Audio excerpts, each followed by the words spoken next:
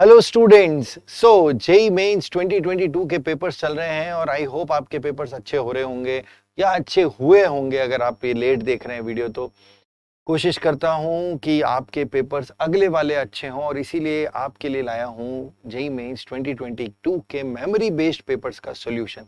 तो मैं धीरज डांगरा आपका स्वागत करता हूं इस online session of paper discussion में एंड आई होप आप कुछ ना कुछ गेन जरूर करके जाएं यहां से।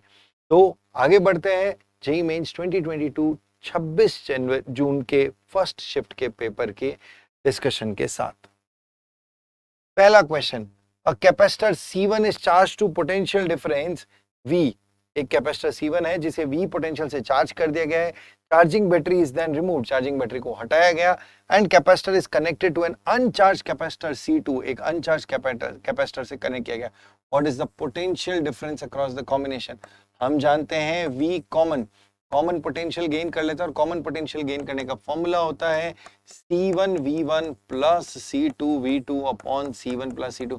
It's a very simple formula and been discussed in the notes. आपको बताया जाता है कि इस फॉर्मूले को याद करना क्योंकि इस पर बेस्ड खूब सारे क्वेश्चन आते हैं।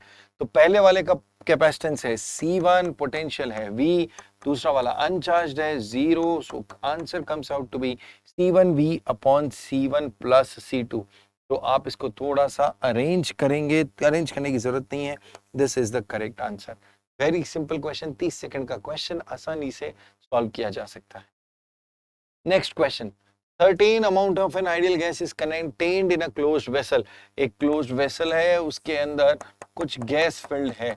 The vessel is moving with a constant velocity v velocity से मूव कर रहा है।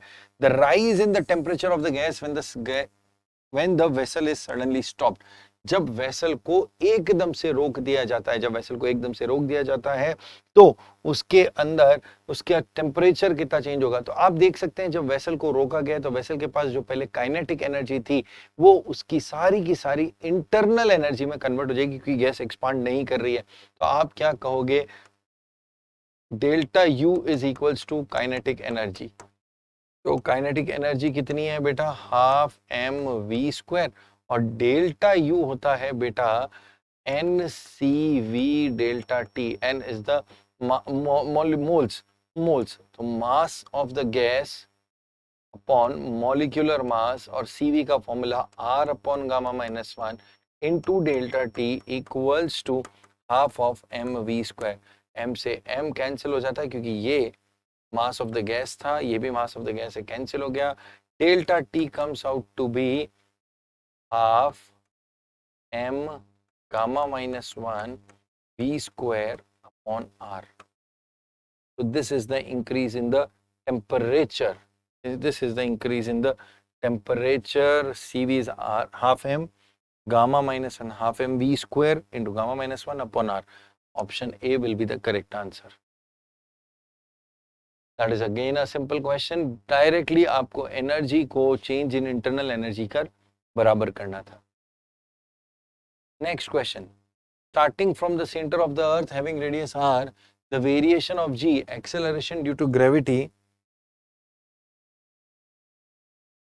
as shown is, क्या होगा acceleration due to gravity का वेरिएशन? डायरेक्ट ग्राफिकल क्वेश्चन है, हम जानते हैं inside earth g is directly proportional to r and outside the earth it is inversely proportional to r square। तो inside the directly proportional straight line और बाहर indirectly. Direct straight forward question, solid sphere के कारण gravitational field का question. Next, a ball is thrown vertically upward at the maximum height. Which of the following is zero? Maximum height पर इनमें से क्या चीज जीरो होती है? क्या चीज जीरो होती है? तो मैक्सिमम हाइट पर हम जानते हैं वेलोसिटी जीरो होती है। तो एम वी बोले तो मोमेंटम जीरो होगा या फिर काइनेटिक एनर्जी जीरो होगी। ये तीनों ही जीरो नहीं होते हैं, मोमेंटम जीरो होगा या फिर काइनेटिक एनर्जी जीरो होगी। This is again a simple question, question number 4। Now the time period of simple pendulum is t, then find its time period inside a lift moving upward with an acceleration of g। तो देखो time period is 2 pi root L by G होता है और ऊपर की तरफ जारी है तो t डैश बराबर होगा 2 pi root L by G plus A. And what is the acceleration? Acceleration is again g. So it is 2 pi root of L by 2g. So t dash comes out to be t by root 2. T by root 2. G effective is g plus a. In upward acceleration में g effective हो जाता है बेटा g plus a. Upward accelerated lift में effective acceleration हो जाएगा g plus a. आगे बढ़ते हैं नेक्स्ट क्वेश्चन की तरफ. The efficiency of Carnot engine between steam point is 100 degrees Celsius, ice point is 0 degrees Celsius. So T comes out, sorry, efficiency comes out to be 1 minus T2 upon T1. It is 1 minus 273 on 373 into 100. आप करोगे तो ये आ जाएगा 100 upon 373 into 100. तो आप देख सकते हो लगभग ये जब जाएगा तो 36.71% नहीं, तो जब आप डिवाइड करेंगे, डिवाइड करके देख लें, बस ये फॉर्मूला है, डिवाइड करके देख लें जो भी आंसर आता है. आई सपोज 370 है. देखो अगर ये 400 होता है तो ये 25% आता है, और 300 होता, 330 होता तो 30% आता. 25 से 30 के बीच में कुछ होगा, 25 से 30 के बीच में कुछ होगा तो क्या हो जाएगा 26.67%, 26.67% के आसपास. 1 minus T2 by T1 होता है. T2 is the sink temperature and T1 is the source temperature.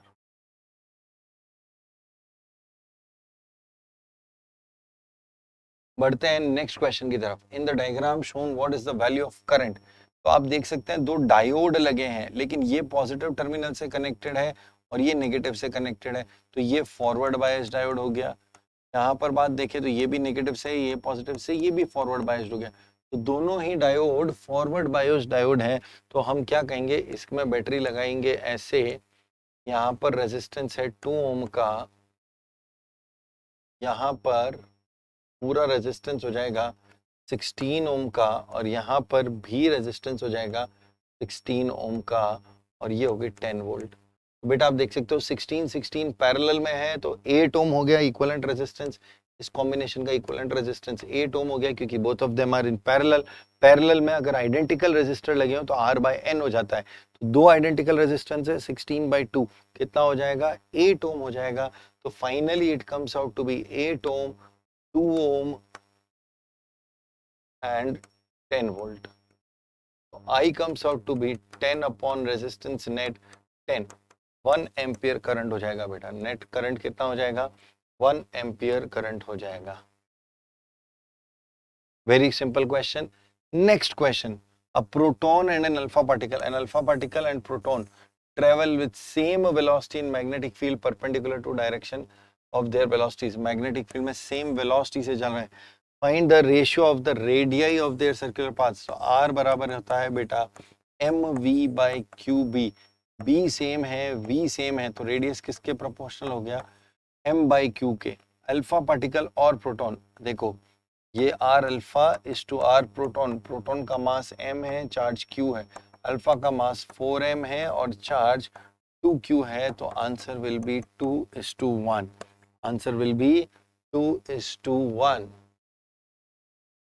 Dam simple question, बहुत ही सिंपल सा क्वेश्चन है, कोई दिक्कत नहीं होनी चाहिए इसके अंदर. डायरेक्ट फॉर्मूला बेस्ड क्वेश्चन है. R equals to mv by qb. When do you experience weightlessness in lift? आप लिफ्ट में कब weightlessness फील करेंगे? तो देखिए ये लिफ्ट है, इसके अंदर आप खड़े हैं, ऊपर की तरफ नॉर्मल लग रहा होगा आप पर और नीचे की तरफ आप पर mg लग रहा होगा. मान लीजिए ये a एक्सेलरेशन से ऊपर जा रही है, आप बोलेंगे n माइनस mg बराबर ma. अगर ये ऊपर की तरफ एक्सेलरेशन a से जा रही हो तो आप क्या कहेंगे n minus mg equals to ma. तो आप कह रहे हैं वेटलेसनेस के लिए नॉर्मल क्या हो जाना चाहिए 0. तो इससे क्या पता चलेगा a बराबर माइनस जी. अब इसका मतलब क्या हुआ, या तो ऊपर की तरफ g के रिटार्डेशन से चले या नीचे की तरफ g के एक्सेलरेशन से चले. So moving upward with constant velocity is a wrong answer. Moving upward with constant acceleration is a wrong answer. Moving downward with constant velocity is a wrong answer. Moving downward with constant acceleration equal to g is the correct answer. D will be the correct answer. If the length of the wire increases by 0.4% keeping volume constant, volume को constant है, find the percentage change in resistance. इस concept पर based question हमने हर paper में देखा है, कई पेपरों में देखा है, तो इस बार फिर से आया है. अब जरा ध्यान दें, जब भी किसी वायर को स्ट्रेच किया जाता है तो उसकी वॉल्यूम कांस्टेंट रखनी है. अब वॉल्यूम कांस्टेंट रखनी है तो ऊपर नीचे लेंथ से मल्टीप्लाई किया गया. R is equals to rho L square by V. Rho L square by V. So resistance is directly proportional to L square.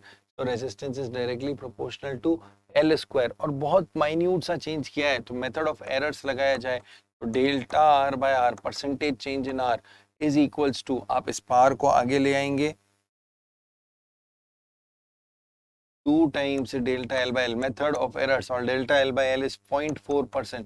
So 2 into 0.4% is 0.8%.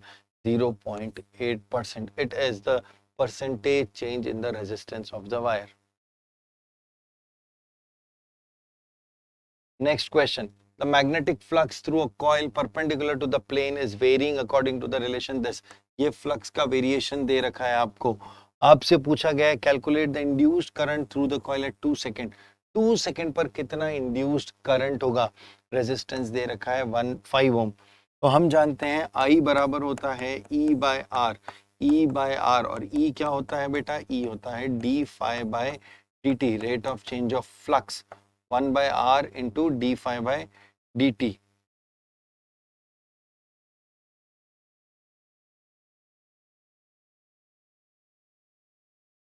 One by R into d phi by dt. So 1 by 5 into d phi by dt. d phi by dt 5 into t cube का differentiation 3t square plus 6 into t square का differentiation 2t minus 6 into 1 plus 6 का 0. अब आपके पास हो जाएगा, देखिए 5 3s are 15t square plus 12t minus 6 whole divided by 5 at t equals to 2 seconds पूछा है.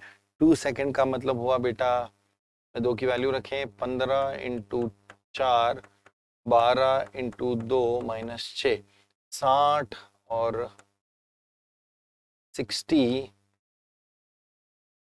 प्लस 12 टू ज़ा 24 माइनस 6 बाय 5 84 माइनस 6 78 बाय 5 आया बेटा. 78 को डबल कर दें हम 156 आ जाएगा by 10. 15.6 ampere. 15.6 ampere. Again a simple question, केवल कंसेप्ट पर बेस्ड क्वेश्चन है, डायरेक्ट क्वेश्चन है. Next question. A body of mass 0.5 kg is dropped from a height of 10 meter. Dropped from a height of 10 meter. 10 metre height से एक object को drop किया जाता है. At what height, कितनी height पर will the magnitude of velocity will be equal to magnitude of gravitational acceleration. किस height पर इसका, तो यहाँ से मान लीजिए x ड्रॉप होता है तो आप क्या बोलेंगे, v square equals to u square plus 2as. v का स्क्वायर दैट इज g का स्क्वायर, क्योंकि v कितना बोल रहा है, magnitude of velocity will be equal to magnitude of gravitational acceleration. Drop किया है 0 से 2gs. तो g square equals to 2gs. s is coming out to be 5 meter. तो ऊपर से 5 मीटर, तो नीचे से हाइट कितना हो गया बेटा, 10 माइनस 5. 5 मीटर की हाइट पर, 5 मीटर की हाइट पर क्या हो जाएगा, 5 मीटर की हाइट पर इसका फील्ड, इसकी जो वेलोसिटी है वो ग्रेविटेशनल एक्सेलरेशन के बराबर हो जाएगी. बहुत ही सिंपल क्वेश्चन, बेसिक क्वेश्चन है और वही पूछा गया है. Next question. A uranium undergoes successive radioactive decays into this. Uranium था 92, यूरेनियम 238 जो कि डिके होके बनता है 82 lead 206. Find the number of alpha and beta particles decayed. Number of alpha particles मान लीजिए n टाइम्स अल्फा है. अल्फा क्या होता है, अल्फा होता है हीलियम.